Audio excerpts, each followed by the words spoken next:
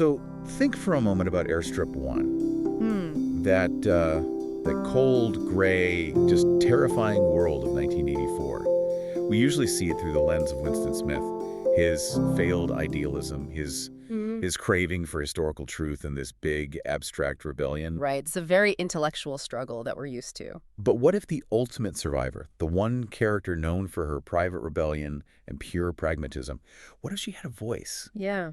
What truths about the party, about the real mechanics of survival, get revealed when the whole oppressive narrative shifts to Julia Worthing's perspective? That shift it's truly profound. It forces you into a completely different reading of Oceania. So? Well, it moves the whole conversation away from that philosophical internal struggle against ideology and drops you right into physical minute-by-minute struggle for agency, for survival, especially in the ways women are specifically oppressed and monitored. And that's exactly the story we're tackling today. We know you appreciate comprehensive context, so we want you to discover a new, in-depth approach to book coverage with this extended summary. Unlike our previous review, which was a more focused analysis, this feature delivers a really comprehensive overview. We'll be tracing the intellectual roots, the key arguments, and the real-world impact of this subject. If you appreciate this expanded format and find it helpful, please let us know. Your feedback really does help shape future content. So today we are diving into Julia, a novel by Sandra Newman. This is an authorized reimagining of George Orwell's classic, all from Julia Worthing's point of view, published in 2023. And what's critical here, what really gives it weight, is that the Orwell estate formally approved it. Exactly. It positions it as an official companion text, which is, well, it's a pretty big deal in literary dystopian fiction. And before we jump into the material, just a quick note.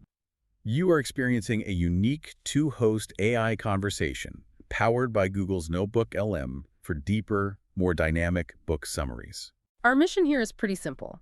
We want to give you a granular look at Julia's life, to detail how she navigates this world using sex, small acts of rule bending, and her job, really, to carve out these little pockets of agency. We're tracing why she is the way she is, and maybe why she manages to survive what Winston does not. Okay, let's start there. Let's unpack this world through Julia's eyes. The setting is still Airstrip One, London, but the focus feels different, more granular. It is. When the story is filtered through a woman's perspective, the mechanisms of control instantly feel more physical, more pervasive. The book really emphasizes the daily experience of the communal women's hospitals. And these aren't just dormitories.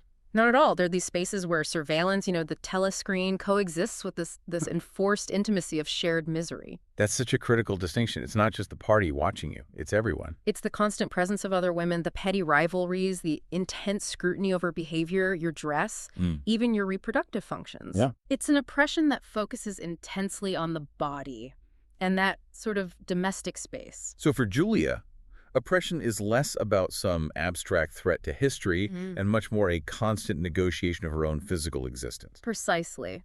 And we see the grim reality of ration queues, the monitoring of women's labor, and how the party specifically targets female relationships to stop any kind of solidarity from forming. And her job. Yeah. Her job gives her this incredibly cynical view of the whole operation. She's in the Ministry of Truth, but not rewriting history like Winston.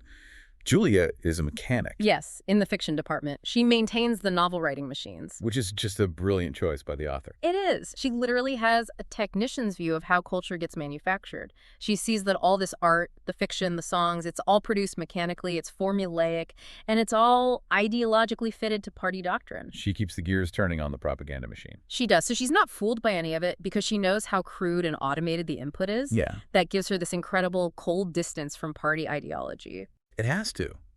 And it feels like it really solidifies her entire survival strategy. It does. If the party reduces creativity to cogs and belts, then she reduces her life to a series of necessary mechanical maneuvers. And the book also uses her memories and movements to expand the geography a bit. We see more of the countryside, the stratified spaces of inner party privilege. Reminding you that Oceania isn't monolithic. It has layers. Layers of terror and layers of comfort, far beyond what Winston ever sees. So to really understand Julia's let's call it her operational thinking. We have to go into the past that Orwell just barely touched on. The book gives her this devastating backstory. And this is the core intellectual root of her cynicism. She experienced just devastating betrayal and deprivation as a child. It taught her that loyalty is a liability. And the pleasure is the only truth. Exactly. The foundational trauma that's detailed is an episode where she is forced to denounce her own mother under extreme pressure from the party. That's chilling. To betray the deepest bond imaginable. And what's the party's response to this? They weaponize it. What was a moment of profound personal trauma and really forced compliance, the party propaganda machine later reframes it. They turn her into a hero of the party. So they reward the performance of loyalty, no matter the cost to her soul. It teaches her early on that performance is survival.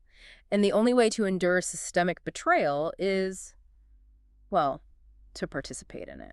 And how does this play out in her adult life, her relationships? Everything she does as an adult is shaped by this. Her craving for sensory pleasure, food, music, sex. It's a direct response to that early deprivation. Her cynicism, her deep, deep wariness of intimacy and loyalty. They're survival mechanisms. Absolutely. She becomes a master of dissembling. She appears utterly dutiful in party rituals, but privately she's nurturing these fantasies. She trusts no one. She relies entirely on her own ability to deceive. But doesn't that make her, well, incapable of a genuine connection? Even with Winston, if she's fundamentally incapable of loyalty because of that trauma, how are we supposed to interpret her later rebellion? And that's the complex question the book forces you to ask. Is her rebellion born from any kind of idealism, or is it just a pragmatic need to grab pleasure wherever she can? She becomes a master operator. She does. Let's talk about her life in the hostel and how she manages this double existence. Right. She's living in this hyper-crowded, hyper-monitored women's hostel.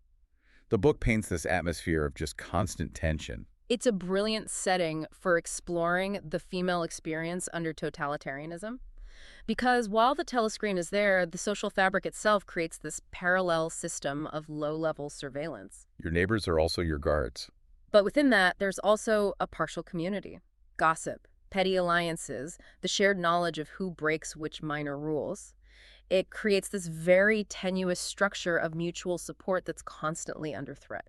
And this all just feeds her fierce double life. Outwardly, she's the model party woman, right? Yeah. Cheering at the 2 minutes hate. But privately, she's mocking the slogans. And more importantly, she's using sex as her primary form of escape, of self-definition. Her encounters are arranged with this almost technical precision, always flirting with danger. And for her, sex isn't about love or freedom in some abstract sense. It's about physical escape.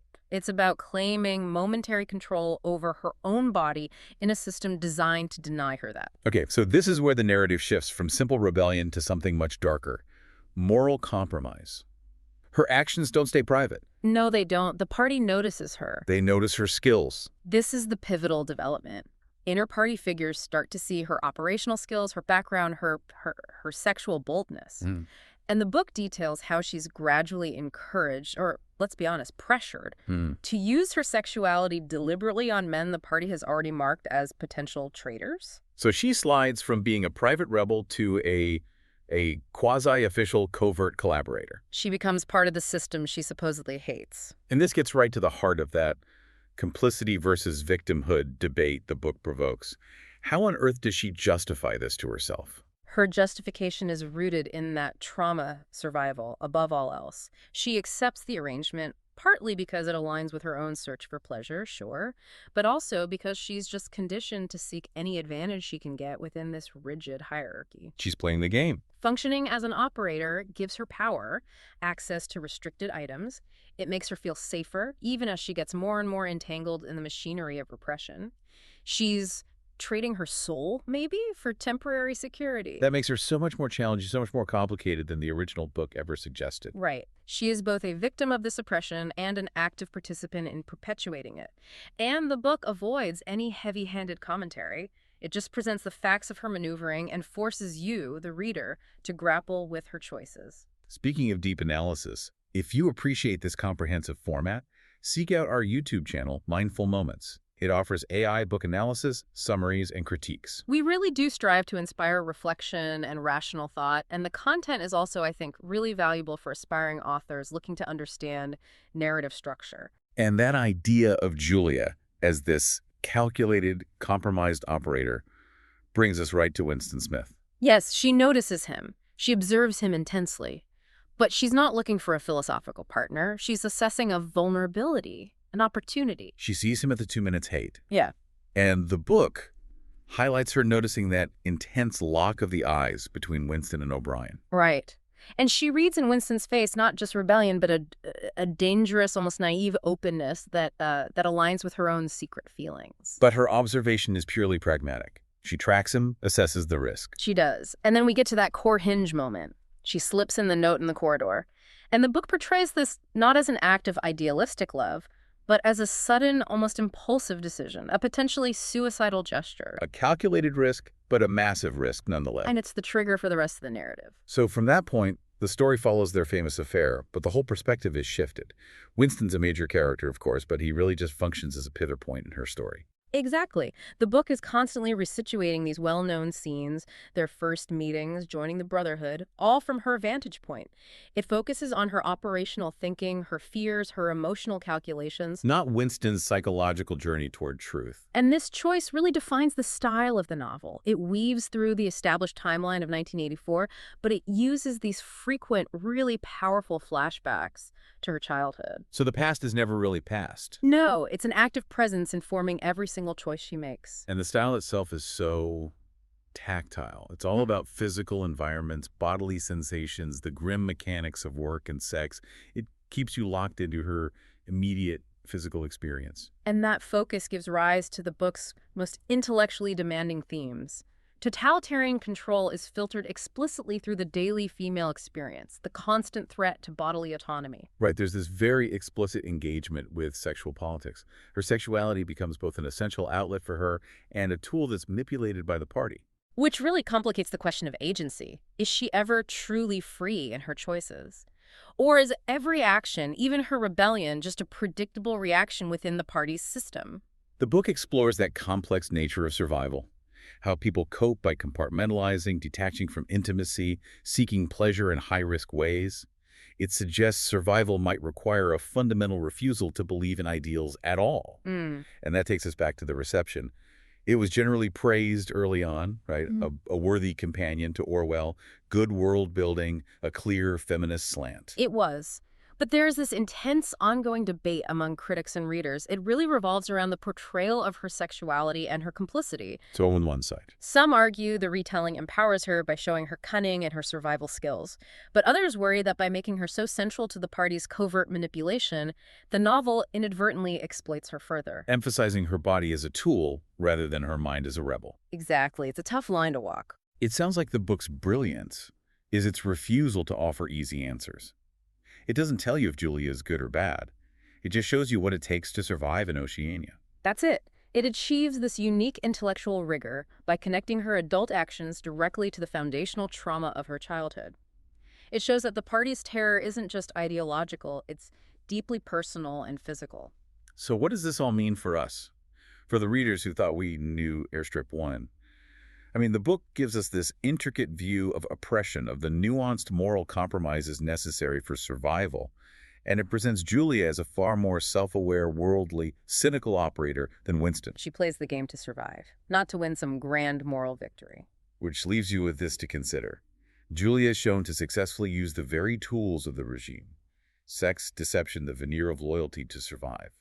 So does this ability to maneuver indicate genuine strength and agency in an impossible world? Or is ultimate survival in Oceania just proof of ultimate deep-seated conditioning by Big Brother? A truly chilling question to contemplate. Click the link on screen for the in-depth book critique. Subscribe, share, purchase via link, and think rationally. See the many genre-based book podcasts at Mindful Moments. Subscribe and nourish your mind on the go.